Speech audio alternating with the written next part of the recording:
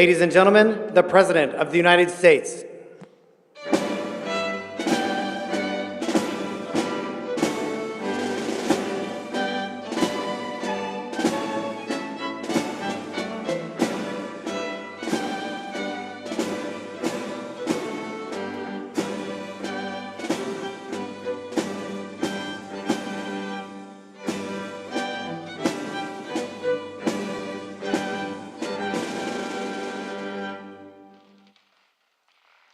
Mr. President, distinguished guests, the writer of sacred scripture declares, "Be strong and courageous. Do not be afraid. Do not be discouraged, for I will be with you wherever you go." Ladies and gentlemen, please join me as we mark this very special occasion in a word of prayer. Gracious and merciful Lord, you are the giver of life, the igniter of faith, provider of hope, and author of love. Mighty One, O Ancient of Days, you have commanded us to be strong and courageous in life or in death, because you are always with us. Receive your servant's most humble prayer as we gather today to remember, honor, and celebrate four selfless exemplars of unquestioned, strong, and courageous valor.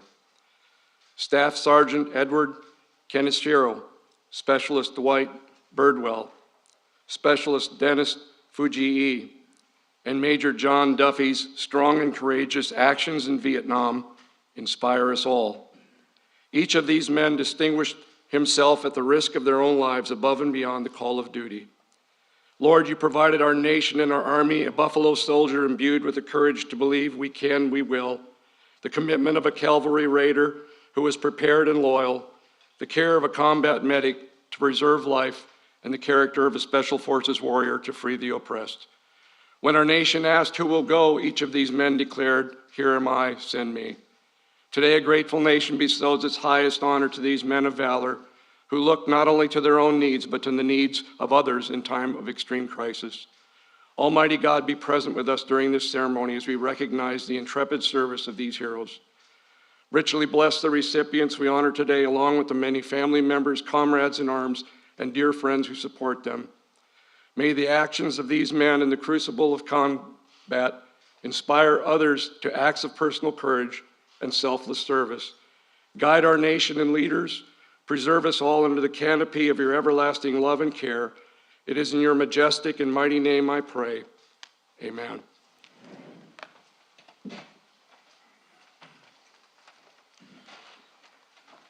Thank you, General. Please be seated. Please be seated. Well, welcome to the White House. You know, this is a day that I quite frankly think being president is inadequate because there's so many brave women and men in here, and so many people we're honoring today. Mr. Secretary, Chairman of the Joint Chiefs, senior military officers, thank you all for being here. Yesterday marked the 246th anniversary of this nation's independence. 246 years of struggle and sacrifice to uphold the principles so dear to the character of our nation: liberty, democracy, God-given rights of every individual. It's a journey that has never finished, and it never will be fully finished. It's a work that requires us to look ahead to the future we want to build, and to look carefully at our past. To understand fully where we've come from. For each of those 246 years, American patriots have answered our nation's call to military service.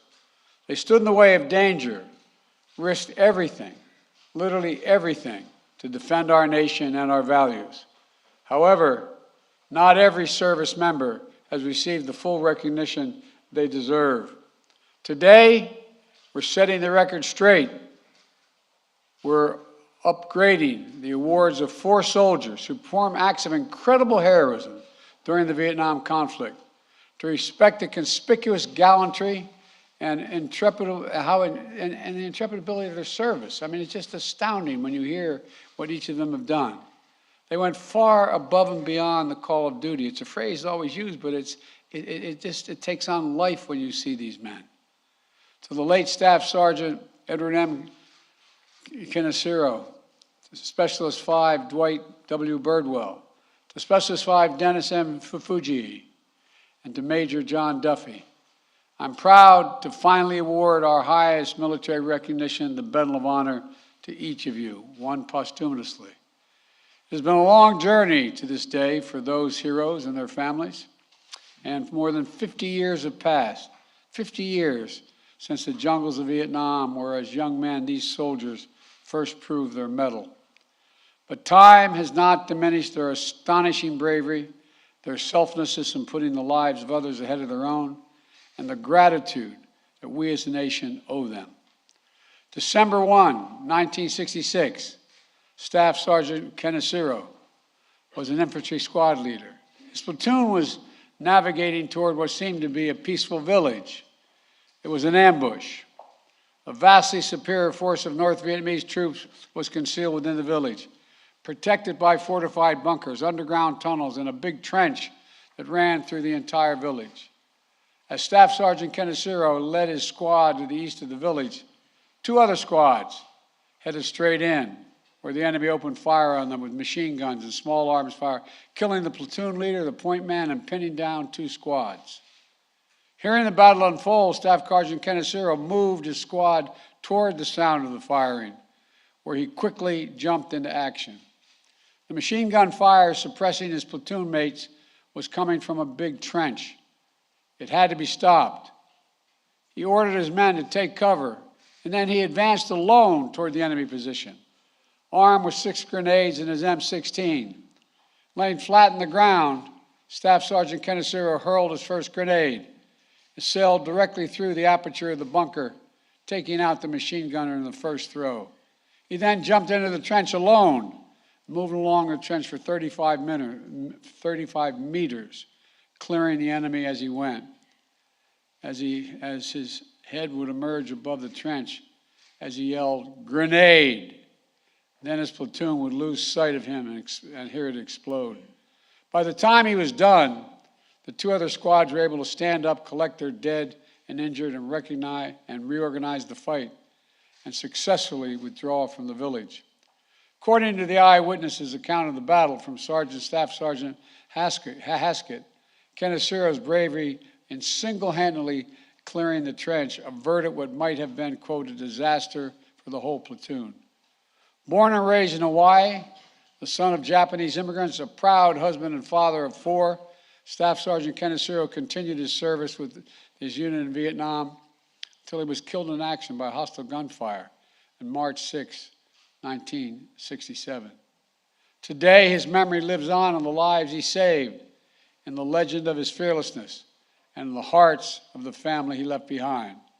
John, Naomi, Tom, thank you for being here today. And thank you, too, for your sister Doris as well, who could not be with us. And John, thank you for your military service. Your family sacrificed so much for our country. I know that no award can ever make up for the loss of your father, for not having him there as you grew up. But I hope today that you take some pride and comfort in knowing his valor is finally receiving the full recognition it has always deserved. January 31, 1968, it was an opening assault that would come to be known as the Tet Offensive, a particularly bloody period of the Vietnam War. North Vietnamese forces launched an attack on a strategically located air base near Saigon. The first American unit called to respond was that of Specialist 5 Dwight Birdwell. Unknown to approximately 100 men in C Troop, they were moving to be taken on a full regiment of Viet Cong, likely to be more than 1,000 strong. They arrived, the troop engaged the Viet Cong forces. Specialist Birdwell's unit took the main brunt of the attack with many tanks and vehicles disabled. When his tank commander was hit and gravely wounded, Specialist Birdwell got him to a place of safety and then took command. He knew his vehicle was on the first line of defense, so Birdwell stood in his commander's hatch at times, half exposed, at times standing entirely out of the tank, fully exposed, laying down suppressive fire on the enemy. He used the tank's cannon. He used the tank's machine gun. He used his personal rifle. He sustained fire, drove back the attackers, and created a place of relative safety for the injured men behind the tank to take cover. He provided battlefield updates to his commanders until the enemy shot the communication system right off of his helmet. When he ran out of ammunition, he ran to retrieve an M60 machine gun and ammo off the helicopter that had been downed in a flight to keep firing on the enemy. And even when that M60 was hit by enemy fire, causing it to explode and send shrapnel into Birdwell's face, chest, arms, and hands, he remained on the battlefield. When he was ordered to load onto the medevac helicopter, he complied. This I find amazing, only to crawl right back off the other side and to keep on fighting. That's what you call taking orders and causing trouble. God love you. Only after reinforcements arrived and only after he helped treat the evacuees, his fellow wounded, did Specialist Birdwell agree to evacuate himself. At the time, Birdwell received a Silver Star for his outstanding heroism on the battlefield. It took decades for his commanding officer, then General Glenn Otis, to realize Birdwell had not received the full honor he had earned. But in retirement, General Otis made sure to correct the record and fully document Birdwell's actions to make this day possible. A member of the Cherokee Nation, Birdwell credits the Cherokee veterans who came before him and encouraged him to serve when he called. And I might note, Native American communities, a larger percentage, serve in the United States Armed Forces at a higher percentage rate than any other cohort in America. After leaving the Army, Birdwell continued to build a legacy of service in his community in Oklahoma.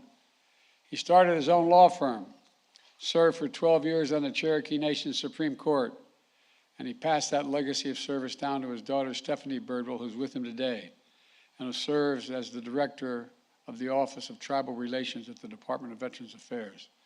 Specialist 5 Birdwell, thank you. Thank you, thank you. And to your wife, Virginia, who I know wishes she could be here with you today, give her our love as well. I'm grateful for all that you've given to our country, and that at long last, your story is being honored as it should have been always. February 18, 1971, Specialist 5 Dennis Fujii, who was serving as a second tour in Vietnam as a crew chief on a helicopter ambulance, conducting a rescue operation in Laos. They were there to evacuate wounded Allied Vietnamese military personnel.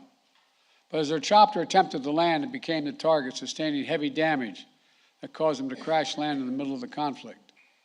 When a second American helicopter managed to land nearby minutes later, it was able to evacuate all the downed crewmen except the Specialist Fujii. Rather than risk the lives of his crewmates, Specialist Fujii waved off the helicopter, told them to depart, remaining behind as the only American on the battlefield. Several attempts were made to rescue him before Specialist Fujii could find a radio and call off further attempts. It was too dangerous, he said. He stayed behind, ignoring his own wounds, while helping tend the wounded Vietnamese allies on the field. The next night, the enemy force renewed their assault on the Allied lines with heavy artillery. For more than 17 consecutive hours, Specialist Fujii called in American gunships to help repel the attack. He repeatedly exposed himself to hostile fire in order to better observe enemy positions and direct airstrikes against them. On the radio, his fellow Americans knew him as Papa Whiskey, clear-eyed, level-headed soldier, directing airstrikes so precisely they were able to drive back the forces that had come within 15 to 20 meters of a friendly camp. When an American helicopter was finally able to retrieve him, wounded and severely fatigued, 2 days after his air ambulance had crashed, he made it only about 4 kilometers before it crash landed. Specialist Fujii had to wait 2 more days for another South Vietnamese base before he was able to leave the area and receive the medical assistance for his wounds. Speaking to the press shortly after his experience, Specialist Fujii downplayed his own contributions and honored the skills of the Allied Vietnamese troops he fought with, simply saying, I quote, I like my job. I like to help other people who need help out there. It's amazing. Today, Specialist 5 Fuji, we remember and we celebrate just how many people you helped. I want to thank you and your wife, Ray, who couldn't be here with you today, and your brother, Edwin, for all your family has done for this nation. We will forever honor your commitment to your crew, your allies, and to your country. April 14, 1972, the Battle of Fire Support Base Charlie. A lone American on the base, serving as a senior advisor to the Army of the Republic of Vietnam, was Major John Duffy. They called him Dusty Cyanide. That was his call name. In those days, leading up to April 14th, the battalion command post had been destroyed. Major Duffy had already been twice wounded, refusing evacuation. Efforts to resupply the base had failed, and FSB Charlie was surrounded by the battalion-sized element. For hours, American gunships guided by Dusty Cyanide took airstrikes on enemy positions. Major Duffy repeatedly exposed himself to danger in order to direct the gunship's fire and keep the battalion from being overrun. He even called in one strike, extreme danger close, to his own position in order to drive back an advancing attack. And when he was wounded again, he again refused evacuation. He worked side by side to organize the defense of the base with the Vietnamese commander, Major Miley, who was here today. Major, where are you? Major, thank you for being here. Thank you for your service.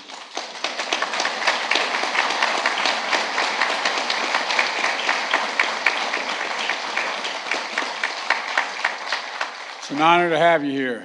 When they finally had to abandon the base, Major Duffy volunteered to lead the rear squad and cover their retreat. And when the withdrawing soldiers were ambushed early on April 15th and many of the injured troops scattered, Major Duffy remained with those who were wounded, rallying them to make it to an established evacuation zone despite being constantly pursued by the Viet Cong. Upon reaching the exfiltration site, Major Duffy again made sure he was the last to board the helicopter. And finally, the airship was ready to depart. One of his Vietnamese allies was shot in the foot, causing him to fall backwards out of the helicopter. But Major Duffy caught him and dragged him back in on board with him, saving one more life along the way. Major Duffy served in the Army until 1977, completing 3 tours in Vietnam, numerous Special Forces assignments, and 20 years of faithful service to our country. After which he went on to a successful career as an author and was even nominated for a Pulitzer Prize for Poetry. He is the definition of a warrior poet, enduring devotion to those he served with and those who serve our nation still. Thank you, Major Duffy, for all that you've inspired in others. And as Commander-in-Chief, I know this is not only for those who wear the uniform of our nation who serve, it's your families as well. So Mary, thank you for all that you sacrificed over the years as well. To Marcus and Judd, I want to emphasize what you already know. Your grandpa's a hero, flat out, unadulterated hero. We're able to take these actions today to upgrade the awards and properly honor the duty and devotion of those soldiers. Thanks to individual dedication of those who serve with them. And because of a congressionally ordered review of the heroic action of Asian Americans, Native Americans, and Pacific Islanders awarded the Distinguished Service Cross during the Korean and Vietnam Wars, to make sure we properly honor the contributions of Asian Americans, Native Hawaiians, and Pacific Islanders and their service they've made over the years. We did a similar review of World War II era awards. The result in 22 Medal of Honors being awarded Asian Americans, Native Hawaiians, and Pacific Islanders service members who had previously been under-recognized, including a very close friend of mine, one of my closest friends and benefactors in the United States Senate, Danny Inouye, United States Senator. So I want to also thank the members of Congress who helped make this possible, ensure that the United States lives up to our promises, that for those who give their best for our country, we'll always, always give our best to you. I also want to take a moment to recognize 3 other Medal of Honor recipients awarded for their heroic actions in Vietnam who are with us today. Walter Morin. Walter, where are you? There you go, Stin. Walter, thank you, Father.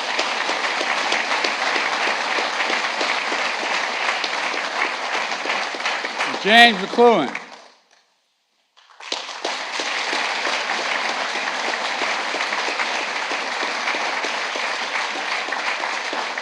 And Brian Thacker.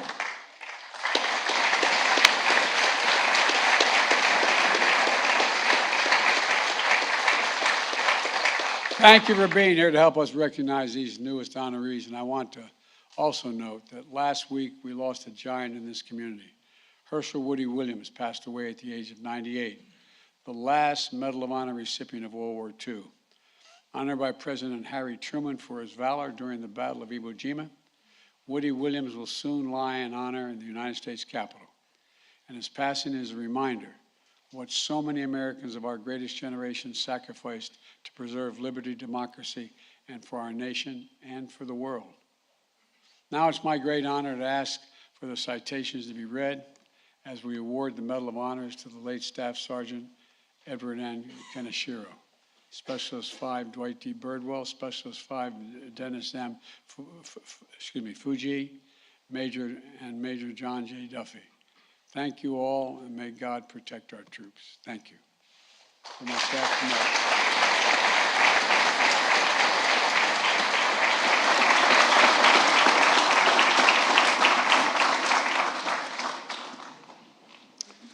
John Kaneshiro, accepting on behalf of his father, Staff Sergeant Edward Kaneshiro.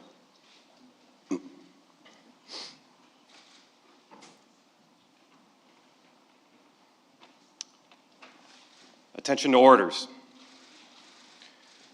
The President of the United States of America, authorized by Act of Congress, March 3, 1863, has posthumously awarded, in the name of Congress, the Medal of Honor to Staff Sergeant Edward N. Kaneshiro, United States Army, for conspicuous gallantry and intrepidity at the risk of his life above and beyond the call of duty.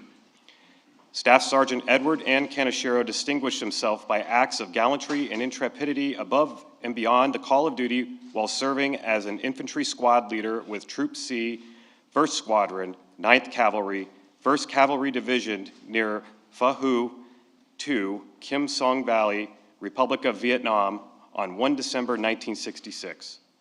Not knowing that the village was heavily fortified with a fully bunkered and concealed trench system and garrisoned by the North Vietnamese troops in vastly superior forces, 2 squads of the platoon had deployed to its center, while Staff Sergeant Kaneshiro and his squad scouted the more than open terrain to the east of the village. Sensing the opportunity to ambush the infantry squads, the entrenched enemy force erupted with machine gun and small arms fire against the 2 squads at the center of the village, killing the platoon leader and the point man, wounding 4 others, then successfully suppressing the surviving soldiers.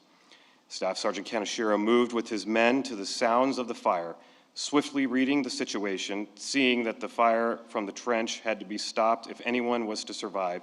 He first deployed his men to cover, then crawled forward to attack the enemy force alone. He began by throwing grenades from the parapet while flattened to the ground, successfully throwing the first grenade through the aperture of the bunker, eliminating the machine gunner who had opened the action.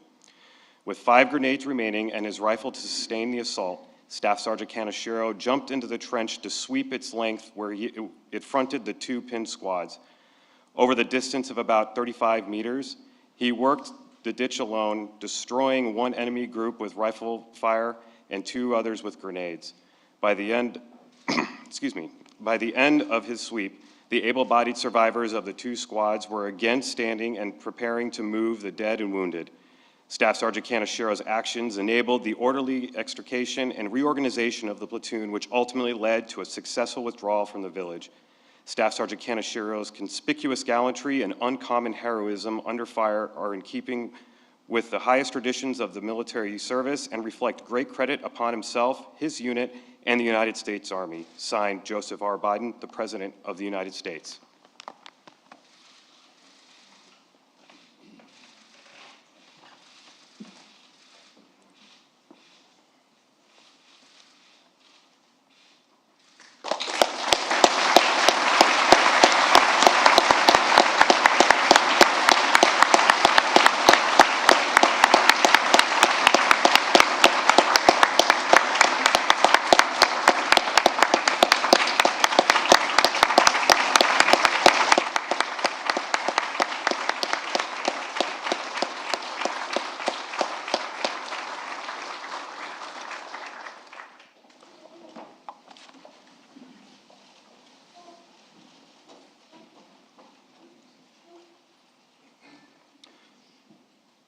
Specialist 5, Dwight W. Birdwell.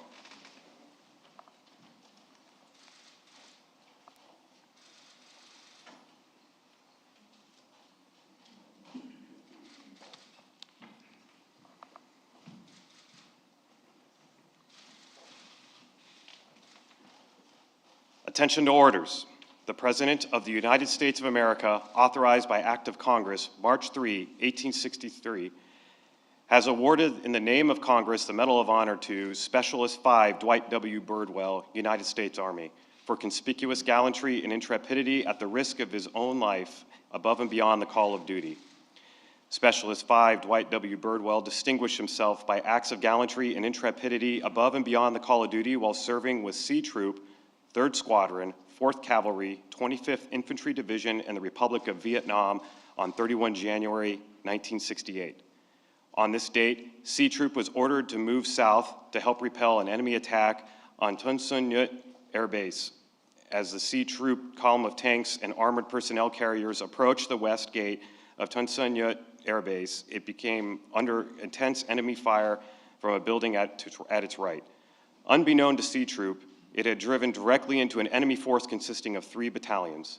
The column tried to push through the initial attack, but the lead tank, crippled by rocket-propelled grenade explosions, was blocking the way forward. C Troop immediately came under heavy enemy fire from both sides of the road.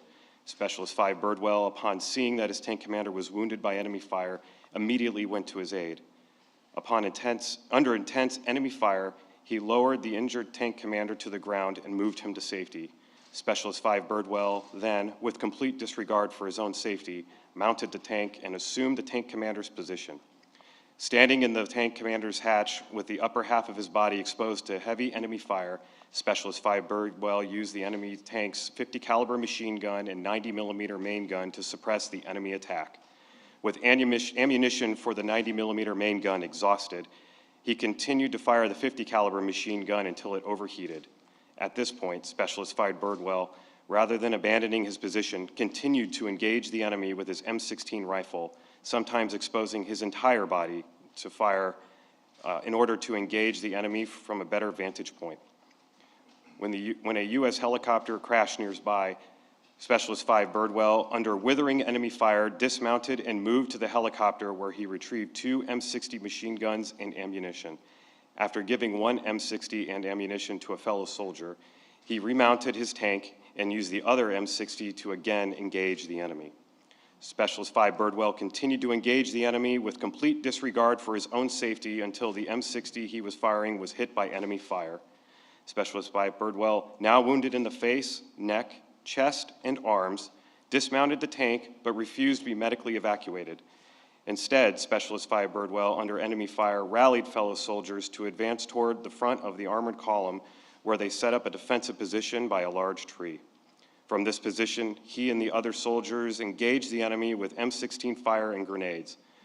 As the enemy fire lessened, Specialist 5 Birdwell gathered ammunition from disabled vehicles and helped wounded soldiers move to safer positions. His leadership and tenacity under fire inspired the other C Troop soldiers to continue fighting against the superior enemy force and directly contributed to the enemy's ultimate defeat. Specialist 5 Birdwell's extraordinary heroism and selflessness above and beyond the call of duty were in keeping with the highest traditions of military service and reflect great credit upon himself, his unit, and the United States Army. Signed, Joseph R. Biden, the President of the United States.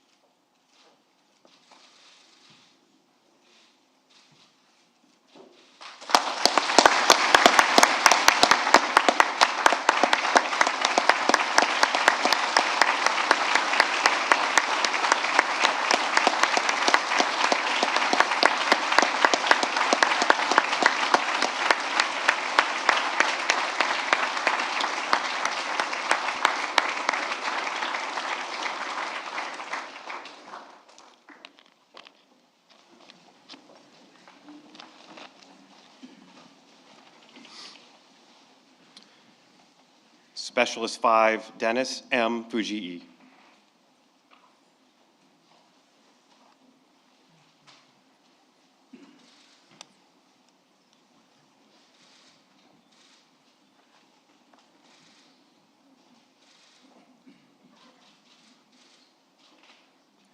Attention to orders. The President of the United States of America, authorized by Act of Congress, March 3rd, 1863, has awarded in the name of Congress the Medal of Honor to Specialist 5 Dennis M. Fujii, United States Army, for conspicuous gallantry and intrepidity at the risk of his own life and above and beyond the call of duty. Specialist 5 Dennis M. Fujii distinguished himself by conspicuous gallantry and intrepidity beyond the call of duty while serving as crew chief aboard a helicopter ambulance during the rescue operations in Laos, Republic of Vietnam, during the period of 18 to 22 February 1971. Specialist 5 Fujii was serving with the 237th Medical Detachment, 61st Medical Battalion, 67th Medical Group. The team's mission was to evacuate seriously wounded Vietnamese military personnel from the midst of a raging battlefield. The aircraft's primary approach to the bullet-infested landing zone was thwarted by heavy volumes of enemy fire directed at the specialist's helicopter. As the pilot made a second landing attempt, the enemy concentrated a barrage of flak at the air ambulance, which damaged the craft and caused it to crash in the conflict area, injuring Specialist 5 Fujii. Moments later, another American helicopter successfully landed near the wreckage of the specialist airship and extracted all the downed crewmen except for Specialist 5 Fujii, who was unable to board the helicopter due to intense enemy fire directed at him. Rather than further endanger the lives of his comrades aboard the second helicopter, Specialist 5 Fujii waved the craft out of the combat area and remained behind as the only American on the battlefield. Subsequent attempts to rescue the specialist were aborted due to violent anti-aircraft fire. Specialist 5 Fujii finally secured a radio and informed the aviators in the area that the landing zone was too hot for further evacuation attempts. During the night and all through the next day, Specialist 5 Fujii disregarded his own wounds as he administered first aid to the Allied casualties. On the night of 19 February, the Allied perimeter came under ruthless assault by a reinforced enemy regiment supported by heavy artillery. Once again obtaining a radio transmitter, Specialist 5 Fujii called in American helicopter gunships to assist the small unit in repelling the attack. For a period of over 17 consecutive hours, Specialist 5 Fujii repeatedly exposed himself to hostile fire as he left the security of his entrenchment to better observe enemy troop positions and to direct airstrikes against them. At times, the fighting became so vicious that Specialist 5 Fujii was forced to interrupt radio transmissions in order to place suppressive rifle fire on the enemy while at close quarters. Though wounded and severely fatigued by 20 February, the specialist bore the responsibility for the protection and defense of the friendly encampment until an American helicopter could land and attempt to airlift him from the area. As his air ambulance left the battlefield, it received numerous hits and was forced to crash land at another South Vietnamese Ranger base approximately 4 kilometers from the specialist's original location. The totally exhausted Specialist 5 Fujii remained at the Allied camp for 2 more days until yet another helicopter could return him to Phao Bay for medical assistance on 22 February. Specialist 5 Fujii's extraordinary heroism and devotion to duty were in the keeping of the highest traditions of military service and reflect great credit upon himself, his unit, and the United States Army. Signed, Joseph R. Biden, the President of the United States.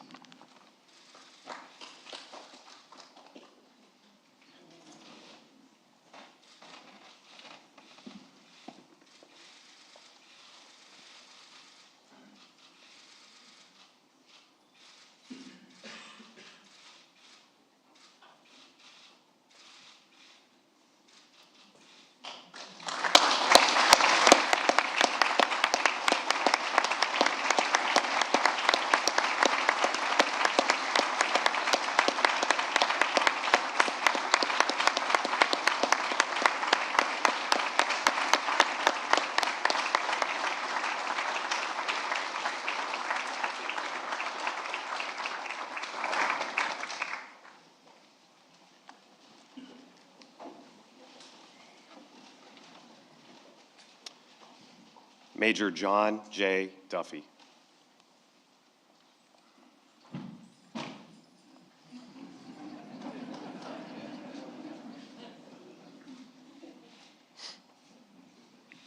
Attention to orders. The President of the United States of America, authorized by Act of Congress, March 3rd, 1863, has awarded in the name of Congress the Medal of Honor to Major John J. Duffy United States Army, for conspicuous gallantry and intrepidity at the risk of his own life above and beyond the call of duty.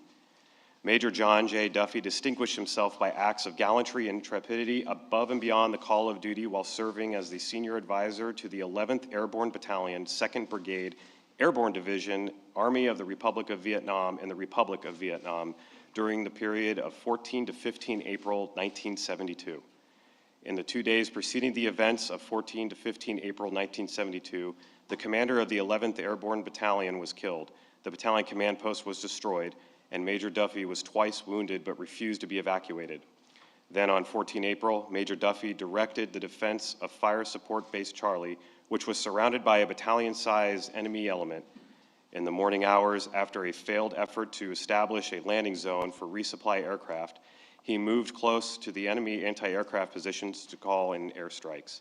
At this time, Major Duffy was again wounded by fragments from a recoilless rifle round and again refused medical evacuation. Shortly thereafter, the enemy began an artillery bombardment on the base, and he remained in an exposed position to direct gunships onto enemy positions, which eventually silenced the enemy fire. Following the bombardment, Major Duffy assessed the conditions on the base and personally ensured the wounded friendly foreign soldiers were moved to positions of relative safety, and the remaining ammunition was appropriately distributed to the remaining defenders. Shortly thereafter, the enemy resumed indirect fire on the base, expending an estimated 300 rounds. Nevertheless, he remained in an exposed position to direct gunship fire on the enemy positions.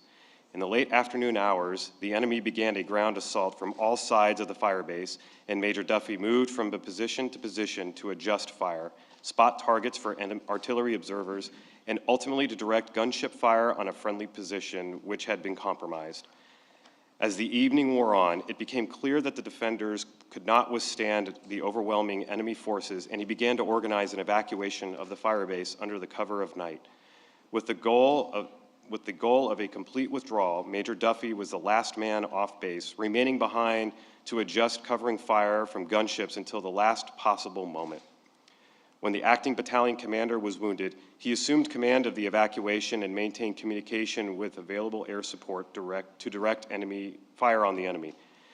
In the early morning hours of 15 April, the enemy ambushed the battalion, inflicting additional casualties and scattering some of the able-bodied soldiers.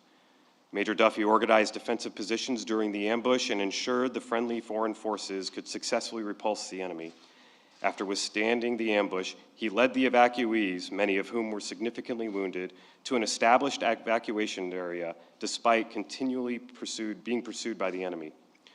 Upon reaching the exfiltration site, Major Duffy directed gunship fire on the enemy positions and marked a landing zone for the helicopters.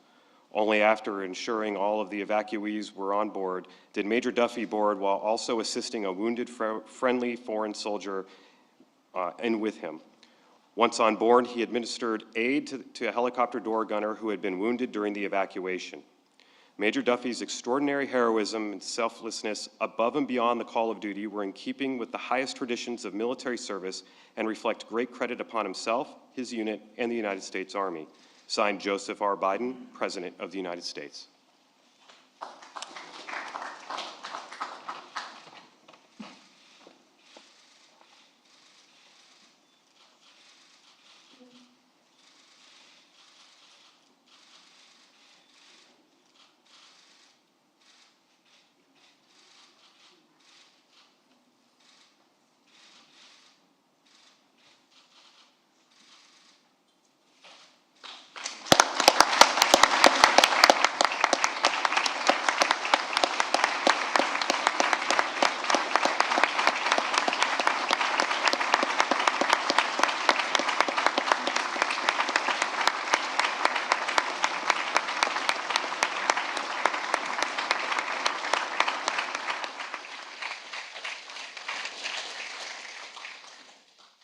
Please join me in receiving this blessing as we depart. Most holy God, thank you for the lives of these men who inspire and challenge us to extraordinary acts of service. May each of us dare to follow the examples of the warriors in the face of seemingly insurmountable moments of danger and crisis and be like them in kind. Bless Specialist Birdwell, Specialist Fuji E, Major Duffy, and the Keneshiro family, as the names of these men are forever etched into our nation's proud history and the pantheon of heroes who have gone before. May their legacies be the true north for us to seek, and may we all strive to be strong and courageous in the face of a myriad of challenges that life may bring our way. Keep the lamp of liberty burning bright and our nation strong. It is in your holy and mighty name I pray. Amen.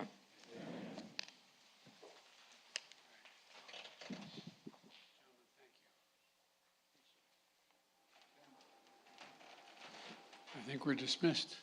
It's a great honor. Thank you all so very much. Ladies and gentlemen, please remain in your seats as the President and First Lady depart. Thank you.